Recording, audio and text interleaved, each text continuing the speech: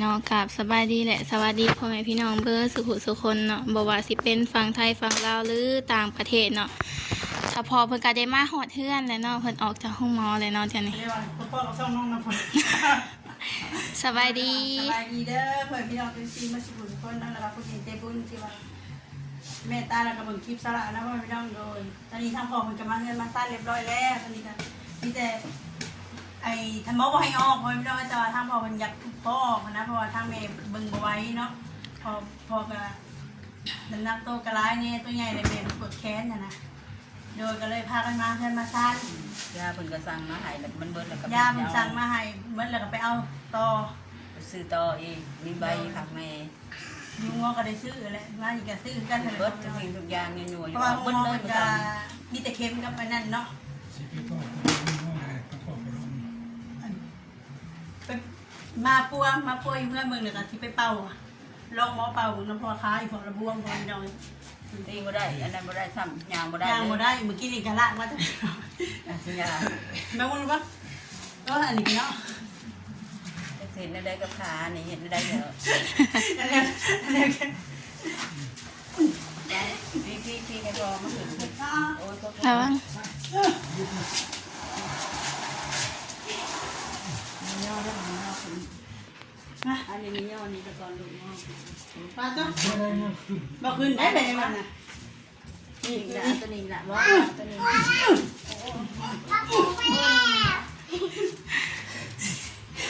ให้ก่อนมันยุ่งน้ำฝนเลยเนาะเกือบลงน้ำกัน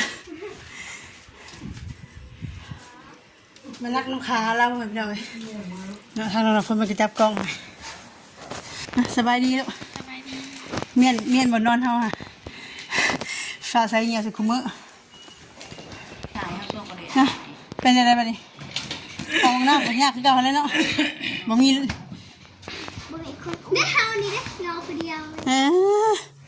ย้อนแล้วนะรวยสบายดีแม่ สบายดีสบายดี แม่ก็คือได้กระพอนั่นแหละไทย บ่ทักเลยนะไปเผาพยุงพูด จะนอกบีบแต่มือถือยมถือยามือ3ลง เด็กใส่ตัวมันเพาะเนี่ย ไม่ใช่หมองูเข่า เด็ก ยังก็แม่ย่าบ่ แม่เอาไปเลย อันนี้คนละเม็ดเด้อ กินข้าวแล้วกินบ่แม่ ดีอย่างระยะ โอ้ยถามข่อยอีกหันยังบ่ได้ถาม แต่แท็กซี่ก็ไปหาอีพอเนี่ยผู้อยู่บ้านท่านแต่บ่คอยฮู้แล้วอยู่ห้องพิเศษป่ะเขาว่าบ่แม่นพิเศษตอนจะไปส่งกับพิเศษแต่ว่าย้ายห้องแล้ว นี่น่าจะแน่แน่ว่ามีเสาไปแรงของประจำ ไปน้องฝนตกหลังจากนี้พอมาจะหมอเนาะอ๋อเนาะอ้าแห้งเลยโอ้ยเพื่อนอีพ่ออีแม่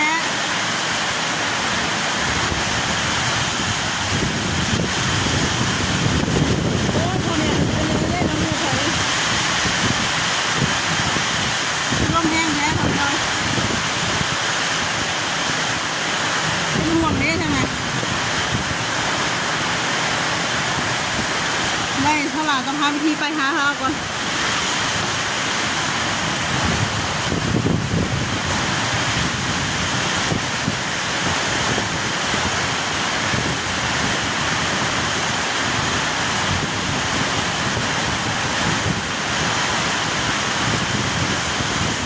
เป็นห่วงพ่อแม่เนี่ยลูกเพื่อนเป็นเพื่อนห่วงกันเนาะ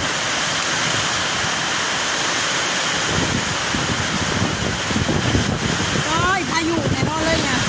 โอ้ยโอ้ย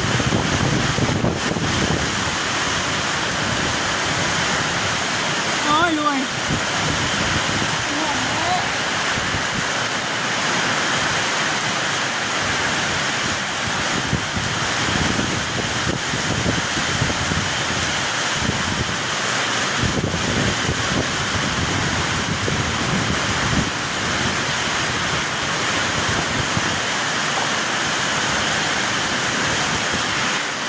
เปียกคักเลยพ่อพี่น้อง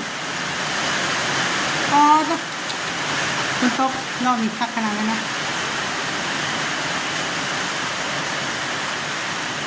เลยเนาะก็มาต่อจากเมื่อวานนี้เลยเมื่อวานนี้ฝนตกไม่หมดไว้เลยแบบนี่บอกที่ต้องมีเมื่อวานนี้ก็ซื้อมีมาแก๊สหนึ่งก็ซื้อไข่แต่หนึ่งมาไปแซนตาเนาะแต่ว่าบริถ่ายคลิปเพราะว่าฝนตกฟ้าดังไปลงผ้าแตกตุ่มๆอยู่โดยยังไม่ได้ซื้อแต่เขาว่าจะซื้ออยู่เลยเนาะพ่อกับเพิ่นออกจากห้องหมอนะเพราะว่าที่จริงกับหมอบ่ให้ออกแต่เพิ่นกับเขาออกเนาะเพราะว่าค่าใช้จ่ายเป็นหลายเพิ่นก็เลยมากซายอยู่เฮือนแล้วไปเป่าเอาฮะ แล้วก็เอากุเกียว แม่จะเคี้ยวแล้วจะเป็นลำบิดาน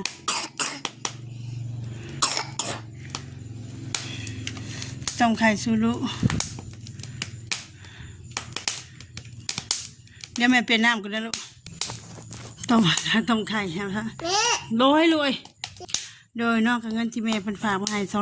200กับ150กับอันนี้ก็150มันมอบให้แม่จ่ายของหมอมันแล้วเนาะพ่อพี่น้องเอ้ย4,950ได้จ่ายค่ายงขยามันแล้วเนาะแล้วบัดนี้อันนี้ก็ขอโทษขออภัยอะไรเด้อที่บ่มีบินพ่อพี่น้องเอ้ยก็ถ้าว่าไผว่าต้มว่าตัวไผว่าอันนี้ก็สามารถไปเข้าเบิ่งได้เนาะมีหมอว่าค่าใช้จ่ายเป็นยังไงโดยสลากก็สิบ่ขอเว้าหลายพ่อพี่น้องเอ้ยแต่เดี๋ยวมันสิผิดและเงินที่ยังสลากยังอยู่ที่ว่าแม่เพิ่นให้ไปซื้อข้าวสารก็ยังบ่ทันได้ซื้อเพราะว่าเมื่อวานนี่ก็ฝนตกว่าสิไปอีกอย่างสลากก็จักไปกินอีหยังผิดเจ็บท้องถ่ายเป็นน้ำมัดมือเที่ยวห้องน้ำนี่จะมีกับไข่มาปาไว้ก่อนแล้วบัดนี้หั่นเบิ่งสภาพลูกอะบัดนี้ช่วยจังหน่อยว่าสิเอาไปซื้อคันฝนบ่ตกพอพี่น้องเอ้ยแล้วก็ให้แม่ไปร้านนึงเมื่อกี้นี้ให้แม่เอาไว้พาพ่อไปเป่าเพราะว่าปลาดงนี่พ่อพี่น้องคาราไข่เนี่ยเป็นปลาดงเนาะแล้วเป็นโดนแล้วโรคนี่ก็ไปเป่าเพราะเรายังบ่ได้ แม่อย่างนี้ ส่วนเรื่องอันที่ว่าเป็นหนิวเป็นยังหายบริทันได้ผ่าเพราะว่ามันผลกระทบหลายอันแล้วเนี่ยกระทบกับลิซีดวงพร้อมโดยทางอภัยเราผ่าเท้าแล้วผ่าตัดหลายอันแล้วเนี่ยผลบ่ได้เนาะโดยแล้วก็บริลงคลิปก็ยังว่าสละเมื่อยเพลียแล้วก็เจ็บท้องน้ำเที่ยวเท้าแต่ห้องน้ำก็เลยบริถ่ายคลิปลงเห็นยังลูกสบายดีลุงป้าแหละโดยเนาะการเงินน้ำสลากยังเลย3 ล้านพอพี่น้องที่ไปซื้อข้าวเจ้าเพิ่นบอกให้ซื้อข้าวเจ้ามาไว้ให้ทั้งสพซื้อครอบครัวกินนี่แหละโดยก็ขอบคุณทั้งเมย์หลายๆเด้อ ไปเบิกพ่อ ที่อยู่สวิตเซอร์แลนด์เนาะ ๆ โดยแล้วก็พอตู้กับเมตู้น้ำที่ว่าฝากมาให้50ที่ว่าให้สลากกับลูกได้ซื้ออยู่สกินกับเขาเอาไปขอบคุณหลายๆเด้อคอยอยู่ดีมีแห้งสุขภาพแข็งแรงปราศจากโรคภัยไข้เจ็บเงินคำไรมาเทมาเด้อสาธุพ่อกับแม่ซอยมาสันไดแล้วก็มีแม่ที่อยู่สวีเดนนี่เนาะอยู่ซอยมาสันไดกับสวิตเซอร์แลนด์ซอยมาสันไดกับขอให้ขึ้นกลับหาเราแถวบ้านเราเด้อสาธุเพิ่นฝากมาหลายมือแล้วแต่ว่าเอาบ่ได้บ่เป็นพี่น้องเลยหาก็มาเอาได้ช่วงวิทย์ปีใหม่เนาะอย่าให้ลูกให้แบบนั้นลูกโดยก็ขอโทษขออภัยหลายเด้อแม่เด้อพ่อเด้อแล้วก็แม่อีกผู้หนึ่งอีกที่ว่าอวยพรพร้อมกันพ่อพี่น้องเอ้ยโดยพ่อเพิ่นฝากมาหลายๆกันเนาะแต่ว่าหาก็เอาได้วางได้นี่โดยก็ขอให้ทั้ง3คนอายุมั่นขวัญยืนโดยเนาะผู้ใหญ่ใจบุญที่สดซอยเข้ามาค่ะบ่ว่าสิเป็น FC หรือว่าคนที่ส่งคอมเมนต์คนหลายผู้หลายคนที่ว่าเบิ่งคลิปสละแต่ต้นจนจบด้วยบ่เบิ่งหรือว่าให้กำลังใจที่ผ่านมาเข้ามาตีชมคอมเมนต์เข้ามาเบาเสียดเบาซีกะบ่เป็นหยังเนาะเพราะว่าสละก็ที่ได้ยอดวิวโอ้ยพี่น้องเอ้ยโดยขอบคุณหลายๆเด้อขออยู่ดีมีแฮงวันสุขสุขคนปีใหม่กะสงกรานต์อีกเนาะโดยสำหรับคลิปนี้กะขอคำว่าสบายดีไปเลยสบายดีไว้สบายดีเฮ็ดดีๆสบายดีอย่ายุ่งเด้อแหละยังเคี้ยวๆในหูดังอ่ะให้สบายดีมันหายเป็นตะแพงเลยบ่แพงดอกโอ้เครียดไปเลยพ่อแม่น้องโอเคเนาะพ่อแม่น้อง สำหรับคลิปนี้ก็ขอต้มมีให้ลูกกันเด้อบ๊ายบาย